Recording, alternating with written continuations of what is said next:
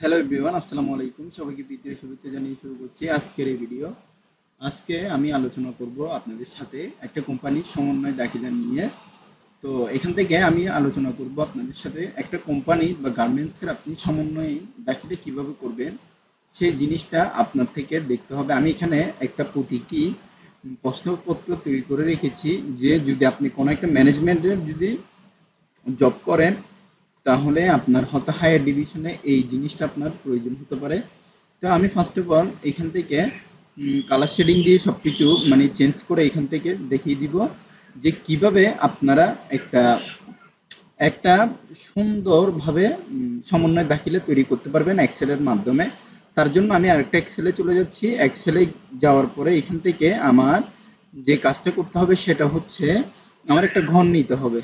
ঠিক আছে, আমি তার আগে এখান থেকে আমি প্রথমে যে প্রশ্নপত্র রয়েছে এখানে আমি দিয়েছি বিইউ, মানে বিইউতে গিয়েছি। বিইউতে যাওয়ার পরে এখান থেকে গাইডলাইন্স যেটা রয়েছে এই গাইডলাইন্সটা আমি এখান থেকে সরিয়ে নিয়েছি। পাশাপাশি আমি এখান থেকে যে হেডার্সটা রয়েছে এই হেডার্সটাও সরিয়ে নিয়েছি। তো এখান থেকে আমি যদি ফর্মুলা বারটাও সরাতে চাই সরাতে পারবো, কোনো ধরনের সমস্যা নেই। আশা করি এটা থাকুক। এটা থাকলে কোনো একটা প্রবলেম হবে না। তো আমি এখান থেকে ডাইরেক্টলি একটা এক্সেল শিটের মধ্যে যাব। যাওয়ার পরে এখান থেকে আমি দিব হচ্ছে একটা রো নিব। এখান থেকে লিখবো হচ্ছে ডেট। তারপরে সেকেন্ড কলামে যাচ্ছি। সেকেন্ড কলাম থেকে আমার একটা সম্পূর্ণ যে কলামের একটা ধারা রয়েছে ধারাবাহিকভাবে একটা কলামের মধ্যে আমি পুরোপুরি টান দিচ্ছি। দেওয়ার পরে এখান থেকে আমি দিব হচ্ছে রেফারেন্স অর্থাৎ রেফার, আর ই এফ রেফ। তারপরে এখান থেকে আমি দিব হচ্ছে ডেবিট টাকা, তারপরে হচ্ছে ক্রেডিট টাকা,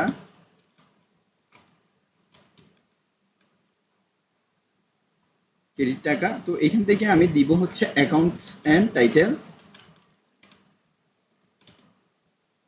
অ্যাকাউন্ট টাইটেল দিই ফার্স্টে অ্যাকাউন্ট টাইটেলস অ্যান্ড তারপরে লিখবো হচ্ছে এক্সপ্লেইন, এক্সপ্লেনেশন, এক্সপ্লেনেশন নেশন। আচ্ছা, এবার আমি দিলাম মানে হিসাব এবং হিসাবের শিরোনাম এই জাতীয় লেখাটা দিলাম। দেওয়ার পরে আমার এসিডের যখন আমি এখানে কোনো একটা মানে ডিটের মধ্যে মানে আমার কোম্পানির যদি কোনো একটা ডিট দেয় এখানে একটা প্রশ্নপত্রের মতো থাকবে, সাথে সলিউশন সহ আপনার ডিভিশনে যখন এগুলা সলিউশন করা থাকবে তখন এই ছাড়ে এই জিনিসটা আপনি আলাদা শিটের মধ্যে অর্থাৎ এটার পেপার আলাদা থাকবে প্লাস এটার পেপার আলাদা শিট থেকে আপনি নেবেন ডকুমেন্টটা সাবমিট করার জন্য। তো এখান থেকে আমার কনস্টেবল কাজ হচ্ছে এইগুলা একটু মার্কিং বড় করে দেওয়া। তো এখান থেকে আমি জাস্ট ধরছি।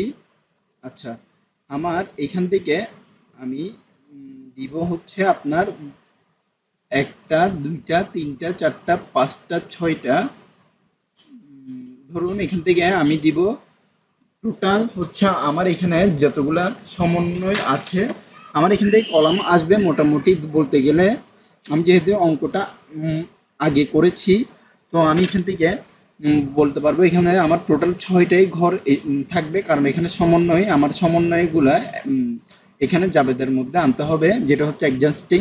তো আমি এখান থেকে ছয়টা ঘরই নিব, একটা দুইটা তিনটা চারটা পাঁচটা ছয়টা, এখান থেকে 10 পর্যন্ত আমি পুরো মার্ক আপ করে দিব। দেওয়ার পরে আমি অ্যাকুরেট ভাবে সবগুলা টান দিব। আচ্ছা, যখন টান দিচ্ছি আমার ঘরগুলা পুরোপুরি ভাবে ঠিক হয়ে গিয়েছে। এখান থেকে আমি হচ্ছে জাস্ট বর্ডার দিব। হ্যাঁ, বর্ডার দিব। এখান থেকে বর্ডার দেওয়ার পরে আমি অল বর্ডারে ক্লিক করব। এবার আমি ডেট লিখব 2015। এখান থেকে দেখি আমার কত কত তারিখের ডেটটা দিতে হবে। এখানে শো করা হয়েছে মে মাসের 31 তারিখ, অর্থাৎ আমার পূর্ববর্তী মে মাসের 31 তারিখ এখানে যদি আমার করে তাহলে এখানে কার্যক্রম করতে হবে আমার এপ্রিল মাসের। তো আমি এখানে লিখব হচ্ছে এপ্রিলের 31 তারিখ, এক মাস আগের যেহেতু। আমি এখান থেকে দিব হচ্ছে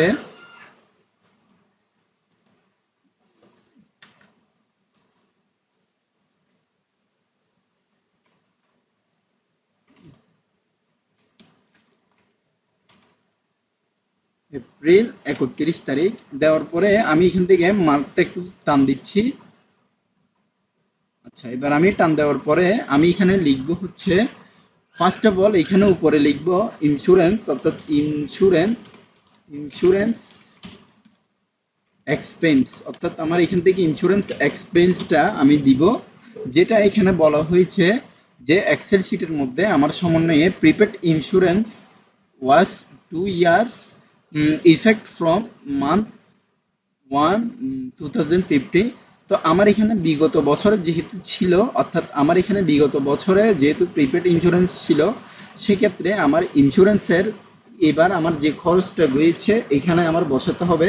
তো আমার এখান থেকে আমি বের করব কিভাবে, আমার 36 মাস, অর্থাৎ আমার গত বছর 12 মাস, তো 12 মাসের অর্থাৎ 3 12 36, এবং 3 বছর আমার 3 মাস এই হিসাব অন্তর করতে হবে, যেটা হচ্ছে আমার 72,000কে আমি যখন প্রিপেড ইন্স্যুরেন্স 72,000 দিয়ে দিয়েছি একটা কোম্পানির, এইটা হচ্ছে আমার কত দিনের দিয়েছি সেটা হচ্ছে এক মাসিক হিসাব, অর্থাৎ আমার এক মাসে দিয়ে দিয়েছি আমি। তো সেক্ষেত্রে আমার প্রিপেড ইন্স্যুরেন্সটা হচ্ছে 3,000 টাকা, তাই আমি লিখব 3,000, অর্থাৎ আমি 3,000 টাকা দিব ইন্স্যুরেন্স এক্সপেন্সে, আমি উপরে দিচ্ছি। তারপরে আরেকটা দিব সে এন্ট্রি, সেটা হচ্ছে আমার এখানে দিব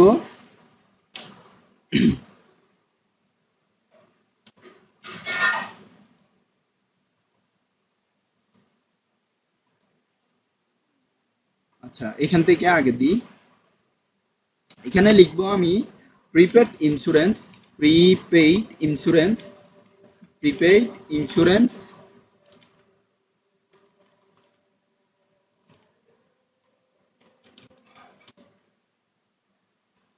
প্রিপেড ইন্স্যুরেন্স দেওয়ার পরে আমি এখান থেকে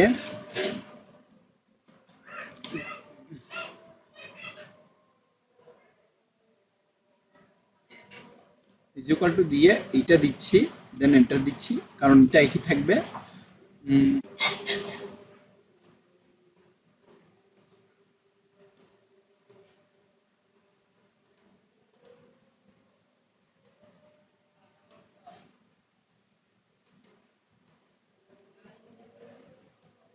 আচ্ছা, এবার আমার সেকেন্ড কাজটা হচ্ছে আমি এখান থেকে ডেট ফরম্যাট অনুযায়ী যদি আমি সবগুলো 31 তারিখ দিয়ে দিই, তাহলে আমার খুব একটা সমস্যা হবে না, আমি এখান থেকে দিয়ে দিচ্ছি। একইভাবে আমি এখানে লিখবো হচ্ছে রেকর্ডের, যদি আমি লিখতে চাই নিচে যদি লিখতে চাই two record prepaid insurance expense, তো আমি এখানে 2 বছর মেয়াদি মানে করতে চাচ্ছি, এখানে বাদ দিতে চাচ্ছি, আমি এখানে ব্র্যাকেট দিয়ে তো লিখতে পারি two record, record two record prepaid insurance, অর্থাৎ আমার ইন্স্যুরেন্সটা আমি এখান থেকে বাদ দিতে চাচ্ছি।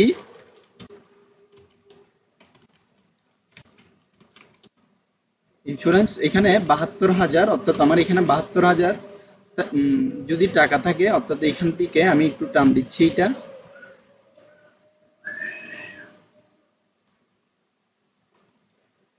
72,000। তো আমার এখানে 2 বছরের আমি ইন্স্যুরেন্স দিয়ে দিয়েছি, অর্থাৎ আমার ইন্স্যুরেন্সের এখানে টাকাটা আমি এখানে 2 ইয়ার্সের দিয়ে দিয়েছি, প্রিপেড ইন্স্যুরেন্স 2 ইয়ার্সের দিয়ে দিলে আমার 24 মাসের কত টাকা আসবে সেই জিনিসটা আমি এখানে দেখাবো। তো এখানে আমি দিব হচ্ছে উম, ভাগ স্ল্যাশ, যেটা হচ্ছে আমার স্ল্যাশ দিয়ে দেখাচ্ছি এখান থেকে 24, দেন আমি ব্র্যাকেট ক্লোজ করে এখান থেকে 3,000 টাকা আপনাদেরকে দেখিয়ে দিয়েছি। তো এবার আমার সেকেন্ড যে কলাম রয়েছে এখান থেকে আমি সমন্বয়ের মধ্যে লিখব আমার এখানে সম্ভবত এটা ডেপ্রিকেশনের অ্যানুয়াল ডেপ্রিকেশন অন ইকুয়ার অফিস ইকুইপমেন্ট। আমি এখান থেকে অফিস ইকুইপমেন্ট যদি বাদ দিই, অর্থাৎ আমার এখানে অফিস ইকুইপমেন্ট গুলা যদি আমি এখান থেকে টোটালি একটা আমার অবচয় হিসাব যদি এখান থেকে হিসাব করি, তাহলে আমার কিভাবে করতে হবে সেই জিনিসটা আমি আপনাদেরকে দেখাচ্ছি। আমার এখানে লিখতে হবে, অর্থাৎ 48,000 ইকুইপমেন্ট। তো যেহেতু আমার এখানে 1 বছরের অবচয় হিসাব ধরতে হবে, আমার প্রত্যেক মাসের 1 মাসের হিসাবটা আমি এখানে নিয়ে আসবো, তাই আমার এখানে লিখতে হবে অ্যানুয়াল ডেপ্রিকেশন। তো আমার এখান থেকে ডেপ্রিকেশনটা লিখতে হবে, যেটা হচ্ছে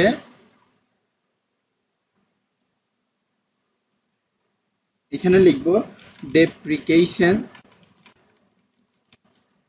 ডেপ্রিকেশন এক্সপেন্স দিয়ে এখান থেকে ফার্স্ট ব্র্যাকেট ক্লোজ করব, ওপেন করব। এখান থেকে আমি লিখব 48,000 স্ল্যাশ দিব 12 দিব ব্র্যাকেট দিয়ে। এইখানে আমার ব্র্যাকেট অনুযায়ী আমার কাজ করতে হবে, সেটা হচ্ছে আমি এখানে ডাইরেক্ট দিয়ে দিচ্ছি 4800 সরি 4000। যেহেতু আমি এখানে ইজিলি করতে পারছি ক্যালকুলেশন, আপনাদের ক্যালকুলেশন করার ক্ষেত্রে এখানে মোট সংখ্যা দিয়ে ভাগ দিবেন, তাহলে অটোমেটেড ভাবে এখানে চলে আসবে। তো এখান থেকে আমি আবার সেকেন্ড যে কলমে রয়েছে এখান থেকে দিচ্ছি আমার এখান থেকে অ্যাক্লোমেটেড, অর্থাৎ অ্যাক্লোমেটেড অ্যাপ্লিকেশন আমার অবচয় হিসাবটা আমি এখানে বসিয়ে দিচ্ছি।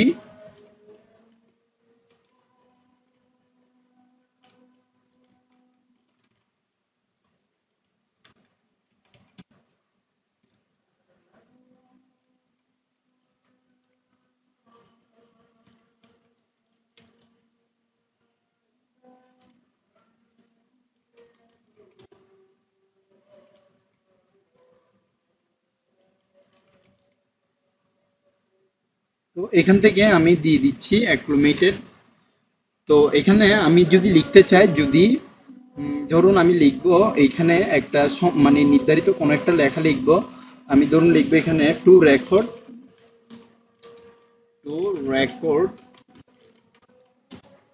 রেকর্ড দিয়ে এখান থেকে লিখবো annual depreciation on office equipment. আচ্ছা, লেখার পরে আমি এখান থেকে ব্র্যাকেট ক্লোজ দিয়ে আমি দিতে পারি এখানে, তারপরে এখান থেকে আমি টান দিব পুরোটা। আচ্ছা, দেওয়ার পরে আমি এখানে দিব হচ্ছে ইন্টারেস্ট, অর্থাৎ আমার এখানে ইন্টারেস্ট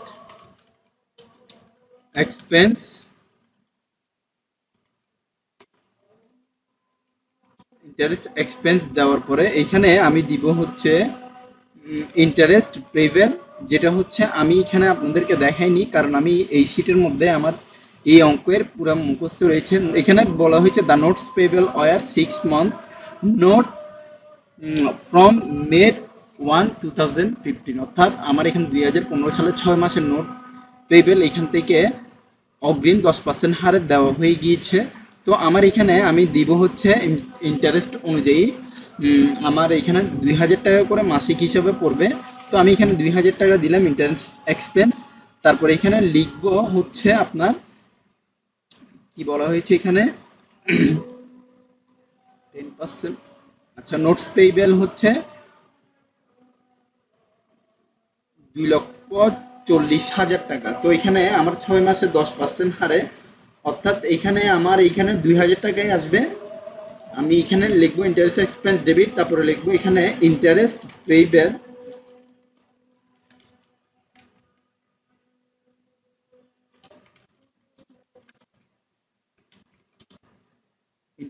পেয়েবল কত এখানে ইকুয়াল টু দেওয়ার পরে আমি এটা দিয়ে দেন এন্টার দিচ্ছি 2000 টাকা। তো তারপরে এখান থেকে আমি দিব হচ্ছে আপনার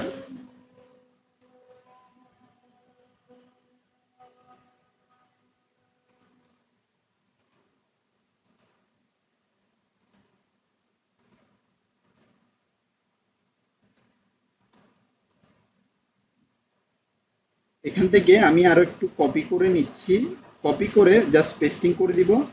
এখান থেকে কন্ট্রোল সি দিব, দেওয়ার পরে আমি এখানে আবার পেস্টিং করে দিচ্ছি কন্ট্রোল ভি দিয়ে। পেস্ট করার পরে আমি এখান থেকে সবগুলা ডিলিট করে দিব, যাতে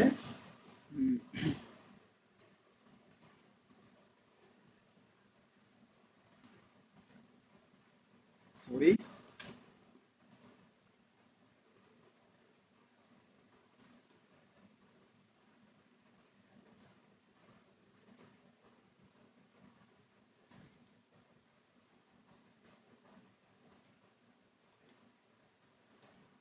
তো আমি এখান থেকে আবার দিতে পারি, মানে এখানে এই সংখ্যা অনুযায়ী যেভাবে আমি এখানে দেখতে পাচ্ছেন, আমি এখানে আবার এইগুলো পুরোটা টান দিতে পারি।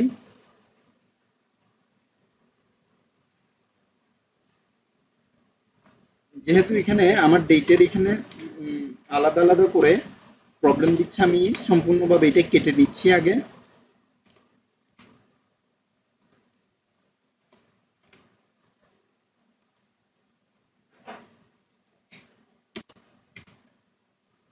আচ্ছা, এবার আমার কাজ হচ্ছে আমি এখানে দিতে চাচ্ছি আমার শীটের যে প্রত্যেকটা লেখা রয়েছে এখান থেকে আমি জাস্ট একটু বড় করে দিচ্ছি। আচ্ছা, এখানে আমি লেখার পরে ইন্টারেস্ট পেয়েবল লেখার পরে আমি দিব হচ্ছে উম,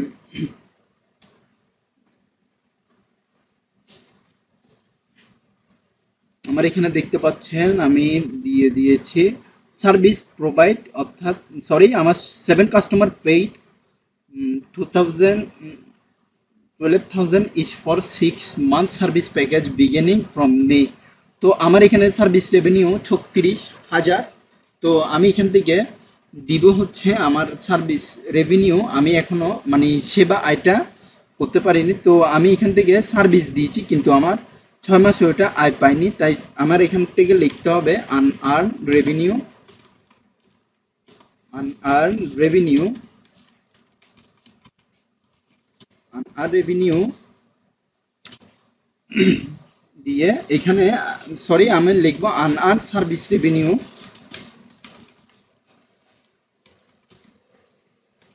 রেভিনিউ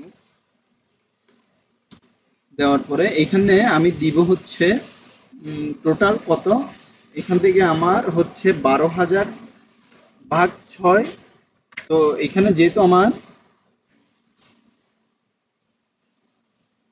বলা হয়েছে যে 7 কাস্টমার, অর্থাৎ আমার এখানে 7 জন কাস্টমার, এখানে আমার 12,000 কে ভাগ দিতে হবে। ফার্স্ট অফ অল এখানে লিখবো আমি 12,000, তারপরে এখানে আমি স্ল্যাশ দিব 6। তো আমার ইজুকাল টু আসছে এখানে 2,000 টাকা করে প্রত্যেক মানুষ 2,000। তো এখান থেকে আমি জাস্ট দিব কমা, তো আমি 2,000 ইন্টু 7, অর্থাৎ আমার 7 জন কাস্টমার এখানে টাকা দেয়নি এখনো সেবায় যেটা আমার উচিত সেটা এখনো পাইনি, প্রাপ্য 14,000 টাকা আমার হচ্ছে নান সার্ভিস রেভিনিউ হিসেবে জমা হবে। তো আমি এখান থেকে 14,000 টাকা বসিয়ে এন্টার দিচ্ছি। দেওয়ার পরে এখানেও সেমভাবে আমি লিখব সার্ভিস রেভিনিউ,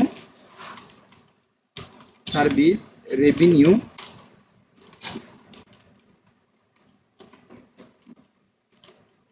রেভিনিউ দেওয়ার পরে আমার 14,000 টাকা এখানে বসিয়ে দিলাম। এবার আমি দিব হচ্ছে আমার অ্যাকাউন্ট রিসিভেবলের কোনো একটা শিটের মধ্যে আছে কিনা the service provide bill customer but not bill total. তো আমার এখানে সার্ভিস প্রোভাইড দিয়ে দিচ্ছি কিন্তু বিল করা হয়নি, তাহলে আমার এখানে টাকা যেহেতু পরিশোধিত হয়েছে আমার এখানে লিখতে হবে অ্যাকাউন্টস পেইবেল ডেবিট, অর্থাৎ আমার অ্যাকাউন্টস পেইবেল ডেবিট। তো এখানে আমার কত টাকা হচ্ছে 1,00,000 টাকা। তাহলে আমার এখানে আমি অ্যাকাউন্টস পেইবেল ডেবিট দিব, সার্ভিস রেভিনিউ ক্রেডিট দিব,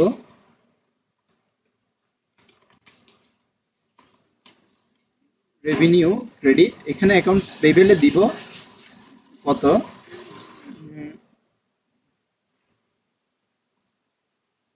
1,00,000 টাকা। তো আমি এখান থেকে 1,00,000 টাকাই দিব কমা, এখান থেকে আমি দিব হচ্ছে ইজুকাল টু দেন এন্টার, এখানে সার্ভিস রেভিনিউ দেওয়ার পরে এবার আমার যে কাজটা করতে হবে সেটা হচ্ছে অ্যাকাউন্টস পেইবেল দেওয়ার পরে আমার এখানে আমি লিখবো একটা অফিস রেন্ট এক্সপেন্স। তো এখানে আমার accounts receivable debit, accounts payable debit, sorry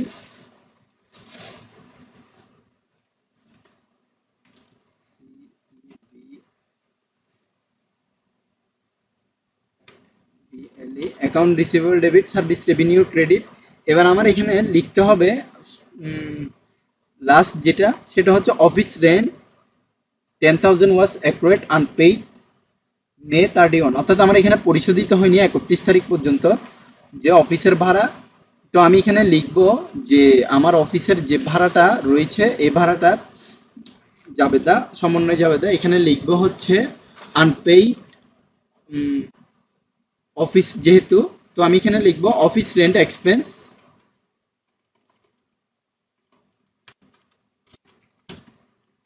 office rent expense, তো এখান থেকে দিব হচ্ছে 10,000।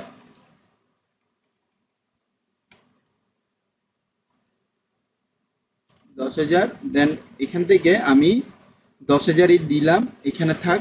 তারপরে হচ্ছে আমার যে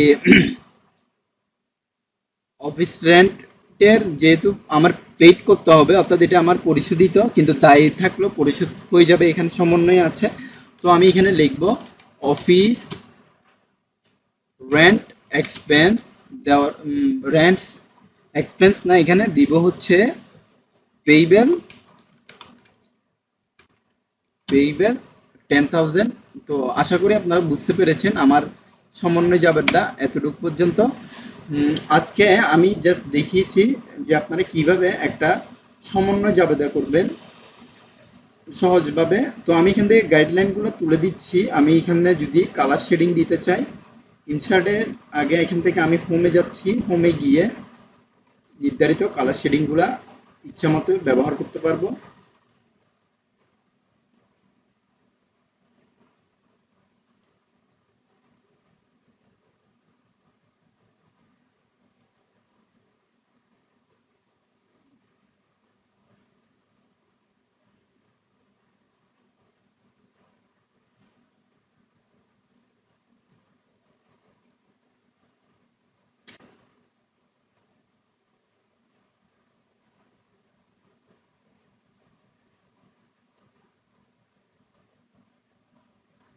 তো এখান থেকে আমি জাস্ট সবগুলা উম, নিয়ে এখান থেকে আমি বোল্ড করে দিচ্ছি। বোল্ড করে দেওয়ার পরে আমার এখানে আপনারা দেখতে পাচ্ছেন যে সম্পূর্ণভাবে একটা আমি যে শীট তৈরি করেছি, এই শীট অনুযায়ী আমার টোটাল একটা সলিউশন সহ এখানে আমি আলাদা শীটের মধ্যে দেখিয়ে দিয়েছি। আজকের ভিডিওটা আমি এতটুকু পর্যন্ত রাখছি। পরবর্তী ভিডিও আমন্ত্রণ জানিয়ে এখানে শেষ করছি। ধন্যবাদ সবাইকে। আসসালামু আলাইকুম।